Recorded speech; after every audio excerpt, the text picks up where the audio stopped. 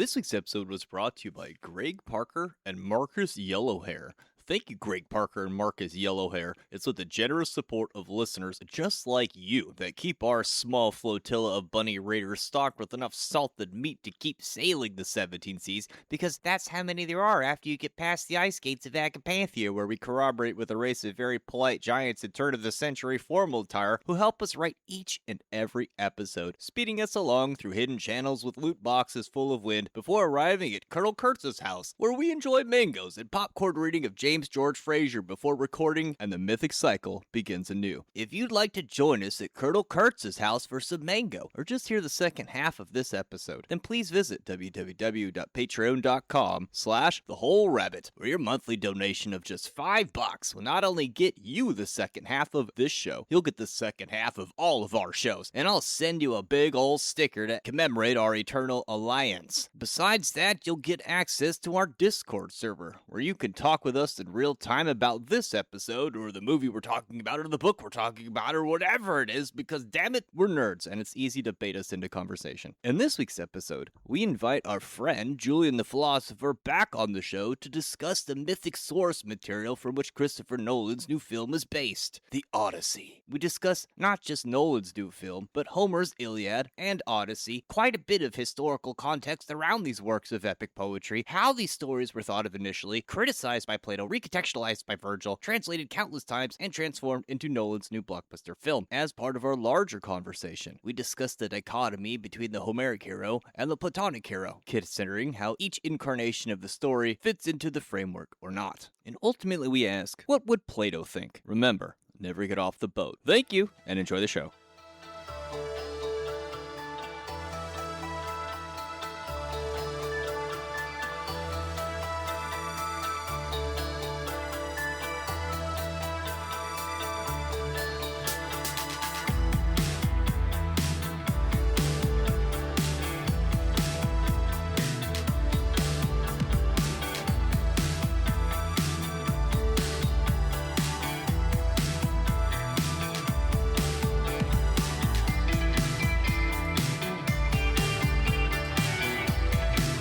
I don't know how this episode's gonna go because my knowledge of Greek mythology has always been my Achilles elbow. Huh? It's like Achilles' heel, but a fucking stupid joke. Is it just funny because he said elbow? No, it's not funny because you said elbow, It's but it's supposed still to funny. be my poor knowledge of Greek mythology has always been my Achilles elbow. Because Achilles was only... You know the story of Achilles, right? Yeah, and then it's funny because he says poor knowledge, but he forgot to say poor knowledge and just said knowledge, and now it's not funny. Well, also Achilles' heel implies it's your weakness, so... But why is elbow? Because That's it's the joke. his heel. Because, Achilles could only be hurt on his heel because he was dipped by his mother into like a eternal river that made Yeah, him I immortal. get that, but like, why bring up an elbow? Because it's the whole point is he has poor knowledge of Greek mythology, but it's not funny if he doesn't say poor knowledge. No, it does because okay. Achilles' heel implies it's my weakness, so it's implied. Yeah, I get it. Yeah, see, he gets it. Anyway. It's only funny if you say it's poor knowledge. We'll scrap this one. Jeez. I don't know why poor is relevant either. It gives you a better clue. It gives you the context that he's It's high actually IQ. is misrepresenting it. But That's if you- why it's funny. But if you know your mythology well enough, you know that it's my weakness and I'm misrepresenting it. Okay. Okay. It's not as funny. But it's harder to... Okay, moving on. According to Greek mythology, Chiron was half human and a half horse doctor. Yeah. That made him the centaur for disease control. Today I learned the vasectomy procedure was pioneered by the Greek physician Euclipides. What about testicules? His instructions were as follows. Euclipides nuts. Get wrecked, nerd. You know, there's a Greek myth about a stream whose water will attach itself to your skin for all eternity. Oh? Yeah, the river Styx. Oh, I get it. And relevant to our discussion today. Why did the retired Greek warrior go to the doctor? Why? For post-Spartan depression? Oh, wow. Hello, everybody, and welcome to The Whole Rabbit, where we don't just discuss the mythic DNA of Star Wars and dissect it for its occult, spiritual, and historical significance. Nay, we sometimes direct our lethal pattern recognition towards other mythic real estate, including one of the oldest, most cherished, and referenced of our entire culture, Homer's The Odyssey, as recently adapted into a very popular and controversial 3-hour-long epic film by Christopher Nolan, which everybody's talking about. I'm your host, Luke Madrid, also known as the Hack Rabbit. I'm joined this week by our loyal hunting dog, Marisama. Woo. The Trojan Unicorn, Heka Astra. Hello. The Knights Hospitaller of the Lestragonian Welcoming Party, Tim Hacker. Also host of the Crypto Chronicles podcast. Check it out at cryptochronicles.com. We are joined once again this week by our special guest, the Platonic champion, Julian the Philosopher. Welcome back to the show. Hey, thanks very much for having me again. I'm pretty excited to talk about this. I've thought about little else in the last 5 days after impulsively going to see the new Christopher Nolan film because, as it turns out, when Julian asked what Plato would think about resurrecting and celebrating the morality of Homeric heroes, turns out Julian was cutting straight to the core of what makes this new film so controversial. And you know, all of it could have been prevented if they had just invited Eris Discordia to the party. Damn straight. In Discordianism, we call this the original snub. So I'm happy I went and saw the film without knowing any of the hype or controversy around it. And I went in purely considering exactly what Julian asked the last time we had him on the show, which is, how would Plato feel if we were just to resurrect the Homeric heroes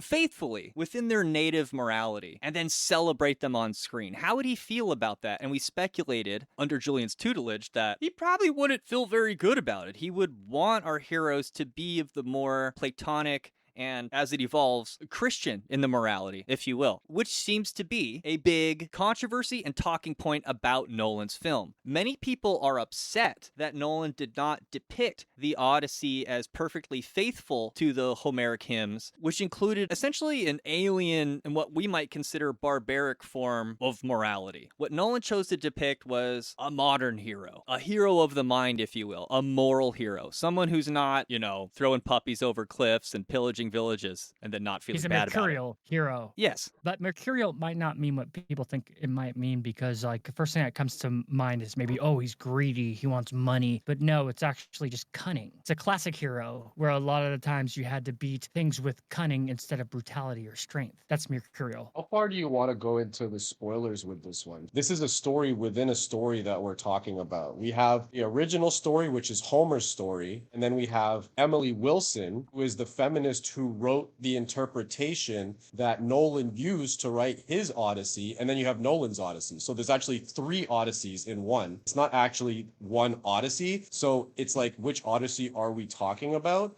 Because Emily Wilson's one is the one that Nolan has openly talked about, that it was the one that he based it on, not Homer's interpretation. So we saw Nolan's interpretation of Emily's interpretation of Homer's interpretation. So it's suffering from something called replicative dating, because it's like a photocopy of a photocopy of a photocopy. Oh, it's So like when you where prompt- do we start? It's like when you prompt the AI too much and it starts to degrade. I don't know if I would call Exactly. it suffering. I think I would call it updating. And there are definitely going to be spoilers. So in terms of spoilers, we're going to go whole hog and not hold back on any spoilers because it's a classic myth and people are already spoiling the Nolan film and talking openly about every part of it. And it's sort of assumed you're familiar with the myth. You can't really spoil a classic myth. Well, it's kind of Holy- hard to talk about it if we're not going to actually talk about it. So, I mean, You need to discuss it in context of the 3 Odysseys, though. We need to be specific because each one of them is so independent. They're actually so different that they're not even, I don't want to Yeah. say they're not related, but they're 3 different stories using the same characters, but they're not the same story because Odysseus isn't the same Odysseus in all 3 of them. And the same thing with the other characters. Even Emily Wilson, it's funny because Christopher Nolan basically came out and like invited her to all the premieres and like said he's using this feminist interpretation from this classic scholar as his base for this project. But actually, Emily Wilson heavily criticized Christopher Nolan afterwards. So a lot of the people on the right wing who are saying like, oh, this is like a super woke and it's terrible and it's feminist, actually not the case, because when I saw it in reality, when you dig into the actual details of the story, feminist aspects were actually completely erased by Christopher Nolan Nolan, and he also erased Homer's story as well, and he told a completely different story about a different Odysseus that isn't talked about in the other two. It's important to talk about this, how the mainstream media is portraying this as the woke Odyssey, but Emily Wilson already made the woke Odyssey, and it was actually better than Nolan's one, because I can go into why that is the case, but it is a matter of three Odysseys, like a tale of three cities. It's also not just the Odyssey because he invokes other myths as well into it. Absolutely. Yeah, you're absolutely right. It doesn't even start in the Odyssey. He starts in the Iliad and then he goes through the Odyssey, but he also brings other characters in as well. And there's also a lot I wanted to bring in terms of what happens before the Odyssey and the Iliad and what happens after as well, which is also important to understand because people of this time period would have understand all of this context, which normal people in modern day are missing. So it's like, if you don't understand like the characters and the context, it's hard. So that's why I brought up the three Odysseys. We have to understand which Odysseus we're referring to. Well, I think we can qualify which one we're speaking about as we speak about it. Because the Nolan film is massively popular, I'm using that as the starting point for the conversation. But what you're bringing up does cut to the core of what makes Nolan's Odyssey so interesting for me, which is, which Odysseus are we speaking of? You mentioned that the Emily Wilson translation is feminist, or at least perceived that way, and that Nolan supposedly based his Odysseus off of her translation. And so you would expect Nolan's film to be perfectly in alignment with her translation and be feminist, wouldn't you? Right? But you're saying it's not. No, very much not. So Emily Wilson really wanted to make a focus on women and make them put the spotlight on their experiences, because in the Iliad, women don't really play a primary role. You actually get most of the interesting female characters in the Odyssey. So they don't have a central role other than Helen and I think the girl who gets involved with Achilles. In this situation, you would see that Emily Wilson talked about centering the experience of the women. And one of the most important experiences is when Odysseus comes back and he reunites and he gets rid of Batman's character, who's, Robert Pattinson, when he's a suitor for his wife when he was gone. Basically, to get rid of him, he also gets rid of a bunch of the servant women. Telemachus, the son of Odysseus in the real home, executes a bunch of the female courtiers basically. And Emily Wilson makes a big point of this, that in the end of the story, Odysseus's son commits basically a massacre against these women basically who are part of the court. And she sees this as this is an example of what Plato was talking about, how the heroes of the Homeric era were kind of barbarians. They were kind of like pirates, and they didn't have the morality that you would ascribe to a civilized society. So you can basically see how Emily Wilson is kind of centering the experience on the women and how they experienced history instead of just focusing on the heroes and how they experienced history. So she tried to recenter the women. And I think that Christopher Nolan kind of did some of that in the sense that he didn't show any of the male gods on screen, but he showed Athena basically as Zendaya, but it wasn't really Zendaya. It was a priest of Apollo who he had killed, and that she looked like she was Athena, but it wasn't Athena. It was kind of a mind game that they were playing with us. So there weren't any actual gods shown on screen, and there were definitely no male gods shown on screen. So that part definitely lends itself towards a more female focused script. So it's part adapted, but in terms of actually making it a female focused story, very much not the case, because they made it all about Odysseus and him being a traumatized war veteran basically, and about his suffering and about his experiences, and it made it kind of like a male experience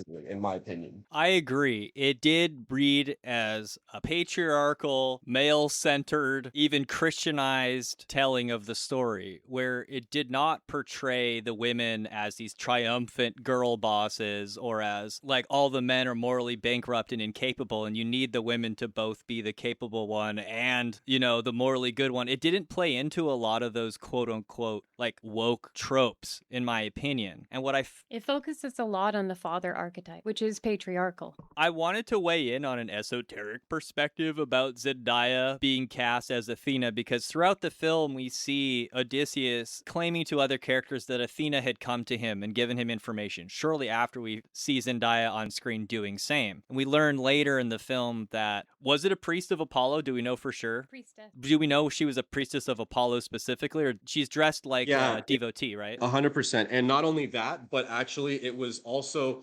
Paris who shoots the arrow that kills Achilles, and the arrow is supposedly in the poem directed with the assistance of Apollo. So it's so interesting that a god Apollo, who is also, remember, is also the god of the temple of Delphi and the oracles of Delphi and the philosophers as well. So that god assisted Trojans in killing Achilles. So the god of the philosophers literally destroyed the gods of the Homeric heroes. See, in the movie, it seemed to me like they were trying to indicate that she was a priestess of Athena because she gets decapitated at the same time that the statue of Athena gets decapitated. And so she becomes like a symbol of Athena to Odysseus. And that's kind of how our minds work symbolically. We find relative things, right? So she becomes a symbol of Athena. And when he has these conversations with Athena, he's using this like priestess interface with her. Yeah. The reason I say that is because Apollo was the primary god of Troy, which would have aligned them against the gods of the Spartans. Because if you remember, Agamemnon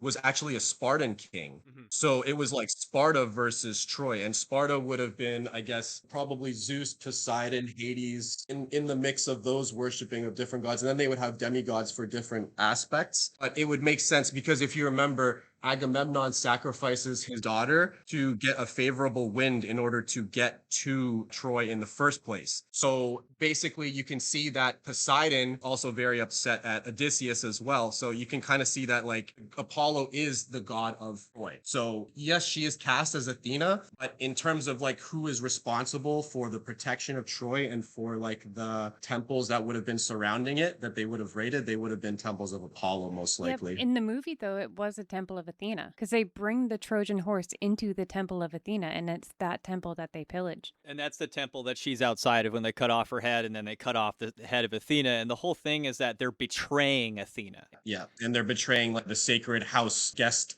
host like system and stuff like that. So there is like an element of if you displease the gods, they will strike you down kind of element here as well, right? What I was getting at is esoterically, from what I understand, when you make a sacrifice to a god, that sacrifice becomes as the god or one with the god. At least in ancient civilization, that's sometimes how it's explained. Yep. And we also have Calypso, who is more of a demigod, really, than a god, but... Okay, so this is the important part that Nolan chose to portray Odysseus as a faithful husband, when in reality, he had a liaison with Circe, the witch, and then he also had a liaison with other women as well. So this idea that he is a faithful husband has been manufactured for a modern audience. And I would assume that Emily Wilson, I'm assuming that she would not go for the honorable husband approach to look at Odysseus, because she probably also would have been more skeptical of the way that men were treating women. And I would say that from her perspective, she wanted to center the female perspective of trauma. So that's how you see Circe, for example, in the real story, Homer's story. Circe is like a fearsome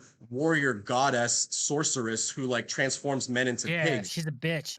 But then in the story has a sexual relationship with Odysseus, and we don't mention that. Then in Nolan's story, he doesn't have a relationship with her, and he's a faithful husband. I don't know what that says about our modern society. What it tells us is about the society that Homer lived in, and it tells us about the society that we live in now and what kind of values we're trying to represent. I think it's really interesting the whole way that the relationship with Calypso is being portrayed because, I mean, obviously he wasn't faithful to his wife, but it wasn't of his fault. She was deliberately feeding him Blue Lotus, right? Yeah. And so it is kind of a more modern narrative where it's like, well, the males can also be the victims. I find that fascinating. And she is threatened to stop, right? I thought this was a really interesting take because regardless of whether Odysseus wants it or not, Calypso is a demigod. And when you talk about Zeus or Jupiter forcing himself on women, it's not always implied that like the women don't want it. It's just implied that when you put a human versus the authority of a god, there's no real way for consent to have any meaningful value, right? It doesn't make sense anymore. And so it becomes the R word, right? And in this way... That's what Calypso did. That's what Calypso is doing with, because she's a demigod. She has powers that Odysseus does not have. She But can Zeus- sort of force him to consent, even if he doesn't consent. But Zeus is still mad at her. That's very easily overlooked because in the film, people are like, oh, why does she want to let him go so easy? She just helps him for no reason. And She doesn't. it's right after Athena explains, like, who do you think is moving the water and the winds and the birds? Yeah, because like Odysseus is like, why can't the gods speak in a way that we can understand? And she's like, who doesn't understand lightning and fire? And then right after that, you get the impression that Calypso is figuring out what to do with Odysseus and she hears thunder on the horizon. She sort of like switches her position, like, maybe I will let him go. Yeah, it's like Zeus speaking to her directly, like, you better let him go. Because humans might be sort of dumb and not understand the basic signs and symbols, but Calypso's not. She's a demigod. She knows exactly what that thunder means. She means, I'm gonna get clapped if I don't let this guy go right now. Like, those things are really easy to overlook. I'm not even so certain that the stranger in the opening of the film isn't Zeus in disguise, because he's the one that convinces Telemachus to go see Menelaus in the opening of the film. And then I think he disappears Yeah. after that. So I Well, may not have it's seen really the movie, but I have been following this myth since I was a kid because my mom would read me this story when I was a little kid over and over. I'd make her read it to me over and over and over. So I'm intimately familiar with all this. I just want to comment on something that Luke brought up with Calypso. And it seems like normally the energy math of the situation would be like, well, Calypso obviously can just R word Odysseus because that's the power dynamic between the hierarchy from God to man, right? Yeah. But he's not okay with it. And why is he not okay with it? Well, maybe it has something to do with Odysseus's will and his fate. And she's getting in the way of that, which would be challenging the hierarchy because it would be challenging Zeus. Yeah, so it's back to Daddy's in charge again. And it's Zeus, which becomes, in my opinion, like a stand-in for Jesus Christ throughout the film. It seems like it's a heavily Christianized version and a patriarchal version of whatever Emily thought she was doing. And that's probably why she didn't like it. It's not she didn't like it. It's specifically, it's that he made Odysseus, instead of a joyful, happy warrior, which is what he's portrayed as, he made him into a war veteran and a traumatized person. And I wanted to say that Circe is also portrayed as a trauma victim. So I thought it's very interesting from a modern perspective to portray a demigod, a demigoddess, who is like supremely powerful and potentially immortal as a trauma victim. And I think that it's really interesting how they portray these characters, how Homer portrayed them, like Odysseus as this happy warrior who maybe he just committed a whole bunch of war crimes in Troy, but hey, he's making his way across the world and he's still a hero and he's doing his thing. And instead, the modern version of a hero is like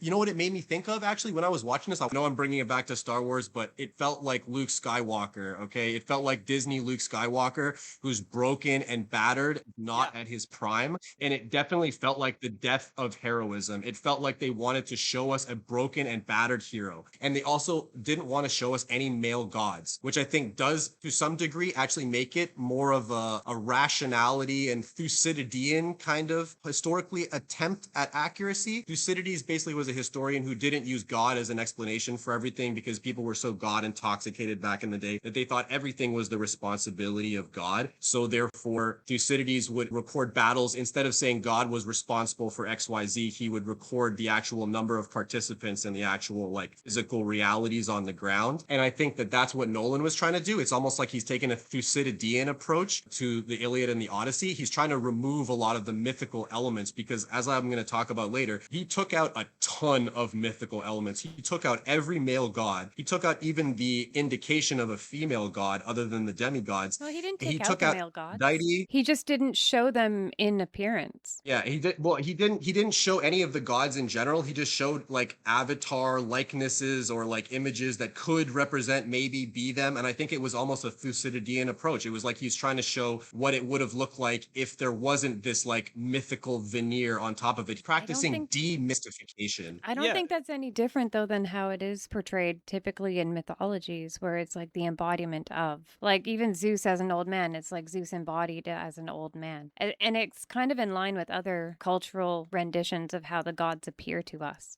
And I also think that even the gods themselves are traumatized. That's like you look at a lot of the mythologies and you see that like this crazy traumatic thing happens to a god and that's why they do this thing this way. It just happens like that. Yeah, because they could be Absolutely. externalizations of personality complexes that we have. Yeah. And I think the absence of the gods is part of the Christianization of the myth because where are the gods? Where is Jesus Christ? How come when I pray to Apollo or Dionysus or whatever, where nothing happens. Where's God, you know? And I think that's calling back to the Platonic hero and the Christian, where you have to go inward to find God. You know, God's not out there. Which is also a feminine principle. Like if you're talking about energetic principles, the ability to embody and be a vessel for is very feminine. So I think it's kind of interesting it was reflected this way visually in the film. Yeah, I agree with all of what you were saying, and I think Luke's really onto something with the Christianization, because if you think about it, Circe was like the suffering god, and like you were talking about the suffering gods, and who is the suffering god? Jesus Christ, suffering on the cross for our sins. So if you think about it, it's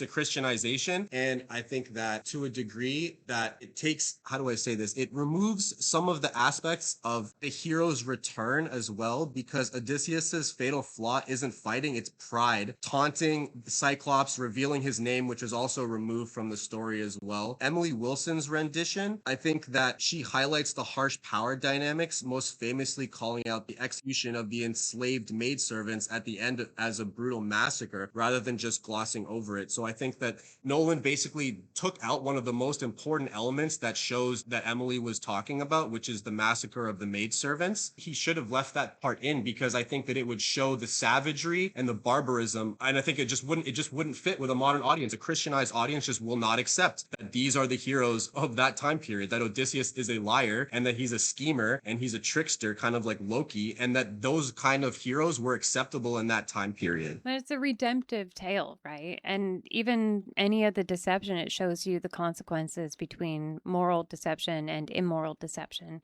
I also think this aspect you're talking about is given a wink and a nod in the film when John Leguizamo's throwing the puppies over the cliff.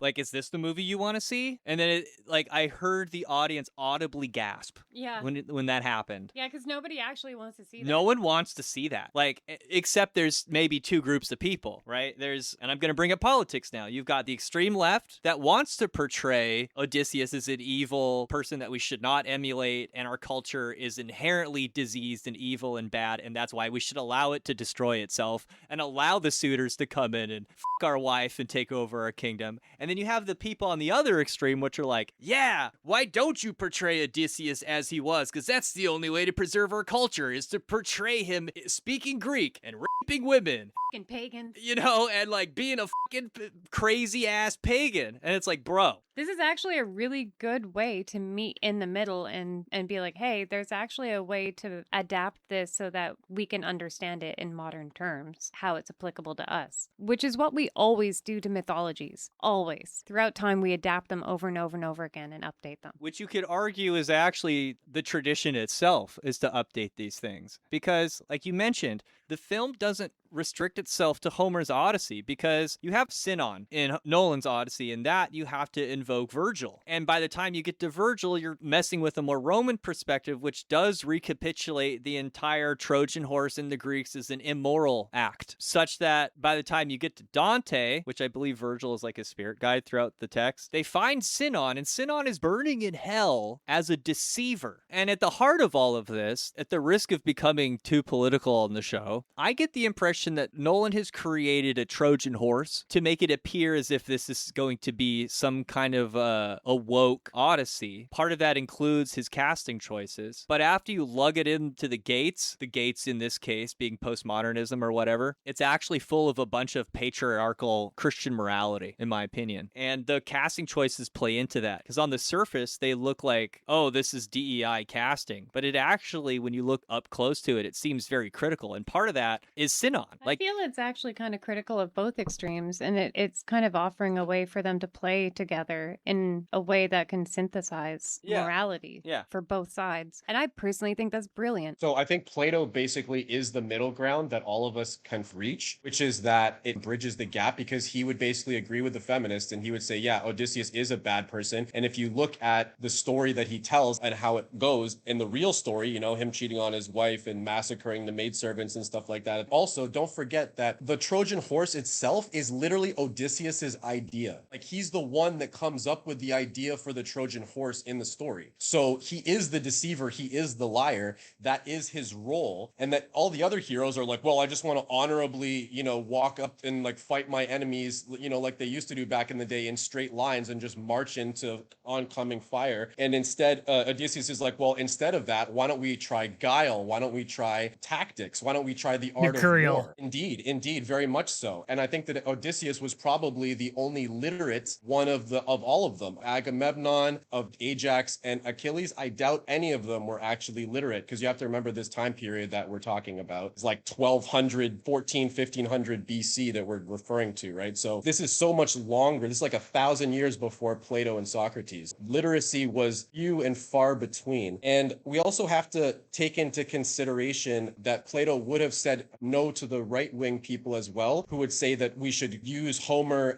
and Odysseus and these people as a way of reinvigorating the fires of Western civilization, because Plato would say, no, that's actually just bad morality. And like, it's the perfect middle ground, basically, where we can kind of meet in the middle and we can have an open dialogue about these ideas without dismissing them. And I think it's really important for us to understand the context. So we have to understand who Homer is himself as well. And then we can understand like why, if it's okay with go into like why Homer was, because we haven't really talked about the person, the author himself. And I think that's kind of important. Yeah. So Homer didn't actually live during the Trojan War. He lived in about 850 to 750 BC. So that would be in the time referred to as the Greek Dark Ages. So from about 1200 BC to 800 BC is basically the time when the Mycenaean civilization was in complete collapse. And the Greeks plunged into an era where they basically lost the language that they had been using. The Mycenaeans used a written language called Linear B, and their cities crumbled and they lost their language. And basically the Greek city-states became isolated small agricultural villages, similar to what happened in the dissolution of the Roman Empire. So imagine in the aftermath of the dissolution of Mycenaean civilization had a similar effect. And the other important things that were taking place at the time period in the archaic Renaissance that we're referring to in Homer's time, it would be the rise of the city-state. So this is around 800 BC. You'd starting to see places like Sparta, Athens start to gain prominence, and other smaller city-states. And you're going to see, for example, the first Olympic Games ever was held in 776 BC. So that's pretty amazing if you think about it, because you think about the Olympics being this like time immemorial tradition that was never broken. But in reality, Homer, was around before he probably witnessed the first Olympic Games, which is pretty epic. So he's seeing the beginnings of these things that we would have considered myth, essentially, and other things that were happening in the world at the same time. The Neo-Assyrian Empire, so the Proto-Persian Empire, was becoming the absolute superpower in the Middle East, expanding aggressively, dominating Mesopotamia, and also the dawn of the Roman Empire. According to legend, Rome was also founded in 753 BC by Romulus and Remus, right around the exact same time that Homer was composing these epics. And also the Chinese Zhou dynasty was transitioning to a spring and autumn period, a time of rapid you forgot something, bro. urbanization. The Trojans were also legendarily rumored to be the Romans. Really? According to Virgil, but I don't believe that, but that's the story that Virgil tells, yeah. Homer himself was actually a traveling bard. So he was basically like, toss a coin for your witcher, Jaskier, and he would basically, back in the day when the Mycenaean society broke down, they lost Linear B, so they lost writing, and people were singing songs to each other of heroes. So there would be songs of Achilles, there would be songs of Ajax, there would be songs of Odysseus, and these epic songs became poems, and those poems became the stories that we know today. So Homer was an original Travis Scott. In a way, I think it's true that, yes, the poems were actually sung originally, and I think that's why they got the inspiration. Travis Scott actually does not play the character of Homer, so I'm not sure why people, I think that's just like another one of those things that people don't understand Oh no, I didn't about say the story. didn't say he played Homer. He's just the bard in the story. And you're saying Homer was a bard. Yeah, the bard is called Demodocus, and he is basically a character that is important because people think that basically just like how Plato used Socrates to tell the story of the Republic, Homer used that bard to tell that story. Demodocus, he is basically Homer in the story, the same way that Plato did that. So that's just like an interesting side, self-insert. But the traveling bard thing, it's like bards didn't memorize thousands of lines of poems. They basically sung them to a bunch of people, and they would be a bunch of songs about, swift Achilles and strong Ajax and stuff like that. And basically Homer would go around, would take and compile all of these pre-existing stories, use those stories and basically collect them, kind of like how the Bible is a collection of stories and brought together from an earlier time. Homer did the same thing by collecting all of these songs and poems and compiling them into like a more concrete and understandable narrative that people could grasp onto. So typically there's some kind of a theme to a myth, right? And with this movie, the theme seems to be Zeus's law. It comes up over and over and over again, right? Yeah, supposedly this law of Xenia, this idea that you have to provide hospitality to visitors and that visitors are also expected to abide by certain laws of hospitality. From what I understand, this is already like hard baked into the culture by Homer's time. So when you say Xenia, you mean like Athena Xenia? Oh, Xena, that's Xena. Xenia? What do you mean by Xenia? The rule of Zeus, Zeus's law. It's called Xenia? It's like divine law or something, yeah. I didn't know it was called Xenia. Okay. Yeah. So it was sometimes called Athena Xenia or Zeus Xenios, or Zeus's hospitality, or the hospitality of Athena. So what does that mean? So evidence of exactly how ancient the rule of Zeus is can be seen how hard baked it is into the Proto-European language group, where the Greek xenos means not just stranger or alien, as we might expect, but also it means guest or host. There's also the Latin hostis, originally stranger, later enemy, and hospice, which can also mean host or guest. The German Gast is traced back to the Proto-Germanic Gastis, which also means stranger, host, or guest. My point being, the rule of Zeus is not just something that Nolan made up. It's not something that it's so hard baked into our culture that it exists in the Proto-Indo-European language group. And from what I understand, it's still practiced in India. You're still supposed to treat your visitors as if they might be gods in disguise. So this is also based in Greek mythology itself, too, because of the whole Zeus may appear as a man thing that's actually rooted in Greek myth. It kind of invokes the golden rule in doing so. It also reminded me of, like, remember in the Bible, too, where they say don't turn away strangers because they might be angels? Yes, yeah. So it's kind of like it may be a god in disguise, and so you don't treat others as you wouldn't want to be treated. And we see that theme come up over and over again in the movie, where it's like, don't be mean to these beggars at the table, or, Y'all don't forget about Southern hospitality now. I think Homer, he was a singer, basically, re-emerging in an illiterate world, stitching together 400 years of, like, oral campfire traditions, and he bound them together and created a culture, a way of rebuilding this civilization that had become fractured. Just like how we needed to rebuild civilization after the fall of Rome, the Greeks needed a story that they could all, because basically they had become isolated, like agricultural little towns and stuff like that before the rise of the Greek city-states. So they needed a bunch of stories that they could all fuse together to feel like they were a collective nation, like they could all use this story to bind them together, right? Like that kind of thing. Like these were folk tales and legends that bring communities together. Something that was bigger than just one community, because otherwise that one community would be good, but you needed like more communities. Zeus's law, or rule of Zeus, that's something that anyone from pretty much any culture can relate to because it's the golden rule, right? So that's a good core foundation to build the rest of the mythos off of. Because whatever you think about Nolan's film, the connection between those different like city-states and areas, there was a Southern hospitality rule. Like, if you showed up, you were expected to not be questioned. Like, they would have to feed you and bed you, and then they could only really ask you who you were after they gave you dinner. And even then, it was sort of tenuous. Like, you didn't really have to answer if you didn't want to. It's like the quintessential breaking bread with somebody, right? What happens when Abraham meets Melchizedek in the Bible is that he tithes to him and he breaks bread with him. And that's one of the things that, as a Christophany, Melchizedek is viewed as,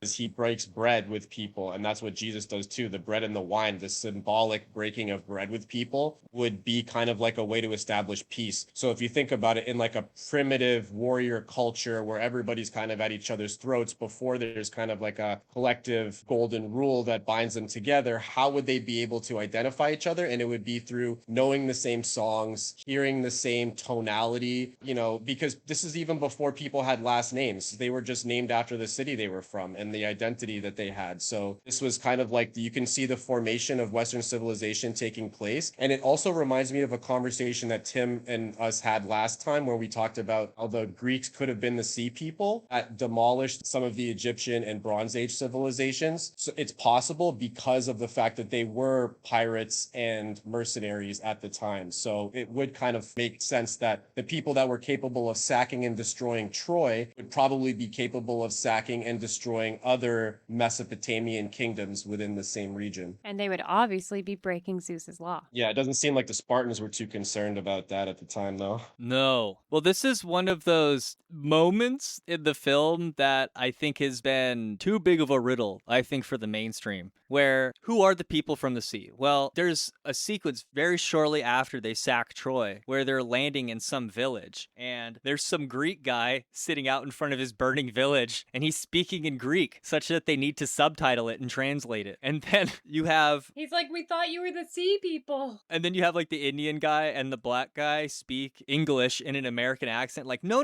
we're Greeks from Ithaca. It's all good, bruh. Yeah. There's like a visual disconnect that's being shown to you in that scene. Yeah, I think they're trying to get across to you exactly what I was saying, that these Greek villages early on, before the rise of Sparta and Athens as like gigantic polis city-states, these were very dislocated Greek villages, and they didn't really have anything in common before Homer wrote these stories, basically. They didn't have very much in common because they were living in the ruins of a destroyed civilization. The sea people from the Bronze Age collapse, they were Greek. A lot of people do think that. Don't some people think they're the Vikings? Yeah, there's a few different theories. There's nothing that you can say for sure. Like academically, you can't say factually they were in fact Greeks, and it's indisputable. Philistines in particular, yeah. But there are a lot of theories that it was the Greeks. So what we're getting at with this scene has to do with what you're saying, Julian, because it has to do with this idea of racial identity, if you will. And we're now a multicultural liberal society that's multi-ethnic, right? And Nolan's story is not necessarily the story of the Greeks, but it is from a culture that inherited its myths from the Greeks, who are the sea people, right? So we are like those people landing on the beach with our American accents. You know what I mean? Like it's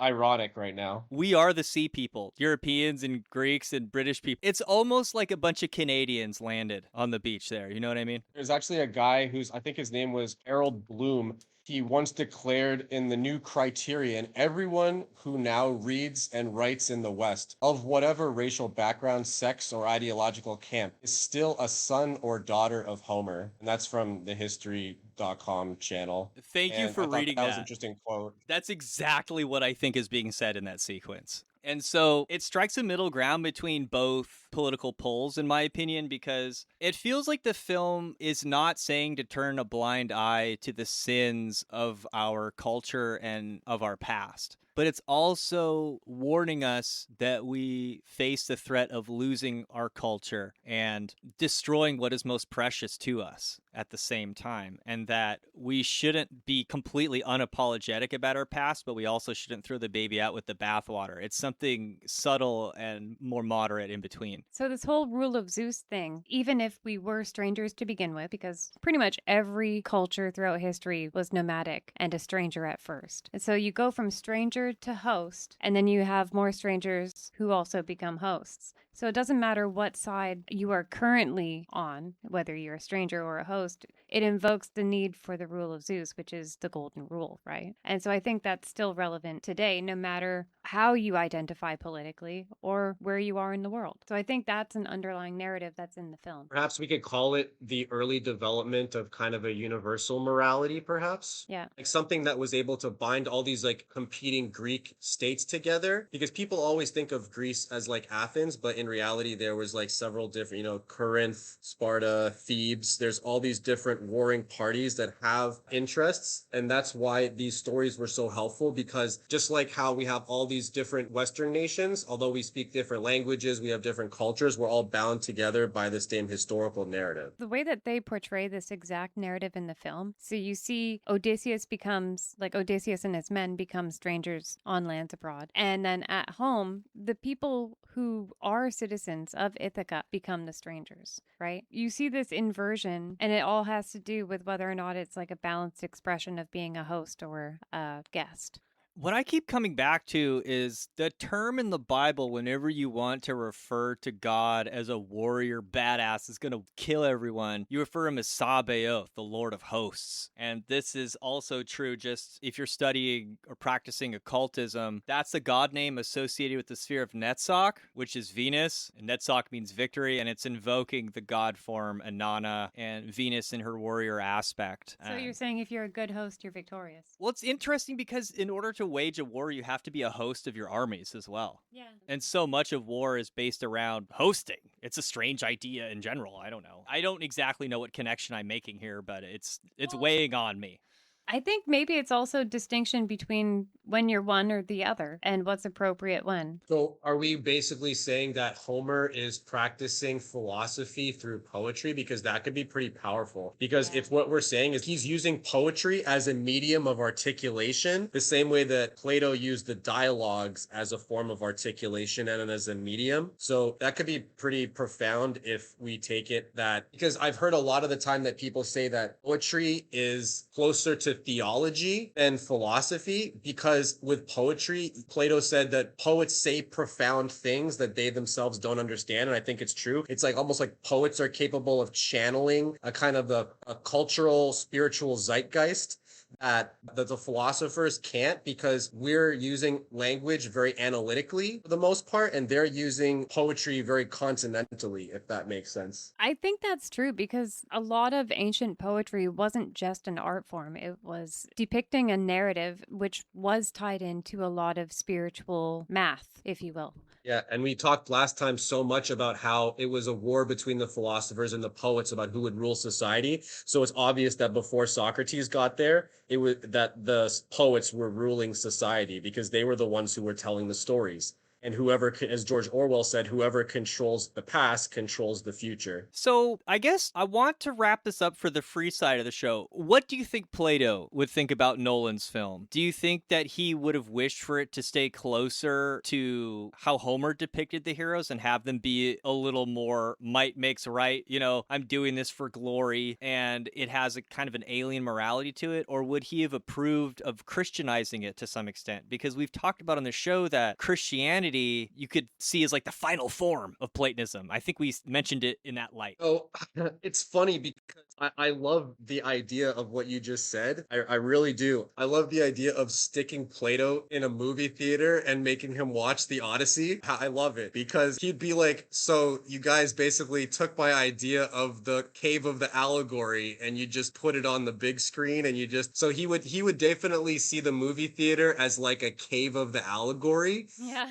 It's almost like how when the science fiction writers write something about like, this is the torture pain matrix 9000, and then a bunch of corporate CEOs are like, but we just made that in real life and we're using your horror story as a blueprint. Like you're basically we're using Plato's horror story of the future as a blueprint for how we're supposed to teach things. Stop it, please, I beg you! It's a sin! It's a sin! It's a sin! It's a sin!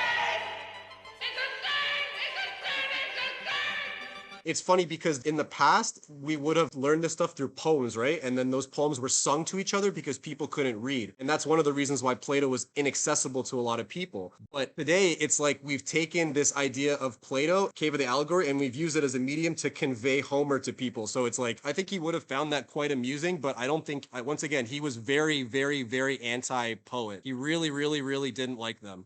So he would not have liked them at all, but he would have laughed because he would have said, I see you still haven't made the Republic. Excellent. You know, I think someone has to make this mystery science theater style Plato watching the Odyssey. Someone has to do it now. That'd be incredible. Yeah, it's very meta. I think Jesus would have liked the Odyssey. I think. Maybe. Ooh. I don't know. When do I get to yell about all the weird politics related to the film? Because I just want to scream. I just want to just about how the public is receiving it because I'm so not in alignment with what anyone is saying anywhere at any time. I am completely a monstrous beast of weird thoughts and opinions about this film. We stick out like sore thumb. I have hashed it out with the fucking weirdos online from both sides, and the nerds are alone. The nerds are alone on this one. That's all I'm going to say. Leaders create bridges, and so we can create a bridge between Nolan and Homer in the sense that we can say that Homer collected the myths of the past to help 8th century Greeks process who they were and create their identity. Emily Wilson translated the text to show us the brutal social realities of women's experiences in the ancient world, and Christopher Nolan stripped away both the ancient song and the social critique, using the myth to project a 20th century blockbuster about war, trauma, and time. So I think that this segues very well into our discussion about the Iliad and Virgil, because it's so important for us to recognize that these stories are told by different people throughout the ages, and we have to understand the purpose for which they are being told. Because Virgil is pretty far distant in time from Homer. Like, they're like 800, 700 years difference. So imagine if during Star Wars... Augustus's time. Yeah, like, imagine if someone wrote, like, a Dune or a Star Wars sequel, like, 800 years in the future from today. It'd be weird. Would be more reflective of their world than it would be of ours. See, that's why I'm not going to hold it against Christopher Nolan for adapting it to modern times. Yeah, you make it sound terrible. I don't know why, but I'm reminded of Disney's production of, say, like Paul Bunyan and Babe the Blue Ox or Johnny Appleseed. Is that it's not technically exactly the original folk tales that pervaded the American frontier, but it's with Disney characters and then there's songs and it's fun, or it's like appealing to that new generation or whatever. And you could call it slop, I guess, but it is from the golden age of Disney. Disney is shit now, just saying, but when they adapted those tales, even all of their famous movies, they're all adapted folk tales from different cultures. So I mean, if you like Disney movies, I guess it's okay. Myths kind of have to adapt with the times, preferably to stay true to the core of it, keeping the core principles but adapting the circumstances. And that makes sense. Yeah. Man, you guys make Christianizing the Odyssey sound like such a horrible thing. I didn't think it was that bad. Like, who's you guys? You guys I'm talking to right now. Me? Yeah, who are you guys, brah? I was gonna say it's probably me. You a little bit, yeah, Julian. I mean, but also, you know, Mark, because you use Disney to be like, this is a Disneyfication. Like, I didn't get Disney. It's true though. It's true. I mean, you can't really escape. It is. You can't really escape the Christianization of something if you're talking about Western morality. Yeah. Because that's what I'm saying. It's all founded upon Christian morality. I don't disagree because that's what grew into it. Because like even the first Bible ever written was in Greek. So Christianizing something as far as morality goes or energetic themes goes doesn't necessarily make it a Christian specific piece. And that's why it's not really like a 4-letter word in this scenario. Like, it doesn't matter if you're Christian or not. You can have the same moral grounding. Well, it's interesting too. I mean, I feel like all cultures could relate to Greek stuff because Greece was positioned exactly in the middle of all of the continents. Yeah, dude, who doesn't love naked buff dudes? You also have there's Greek rub off in like Russian culture and in like Middle Eastern culture and in African culture. Ooh, can we talk about the fact that Christopher Nolan erased the Ethiopian army and the Amazon army who show up to support Troy? Yeah, so there's actually supposed to be an African army that shows up to support Troy against the Greeks. And there's also an Amazonian queen who shows up with a host of Amazons and mythical people who show up. Both of these hosts show up to fight Achilles in like a crazy pitched battle. Imagine this, like a bunch of Ethiopians geared up in armor made by the Greek god Hephaestus. They show up from Ethiopia, and then beside them is an army of Amazons with the Amazon queen. And all of these people show up to assist Troy as their ancient allies. And they show up to attack Achilles, and Achilles kills all of them. Now, you're telling me that wouldn't have made a better scene? Come on. That would have been, and they didn't do it on purpose because it's obviously in the Iliad, not in the Odyssey.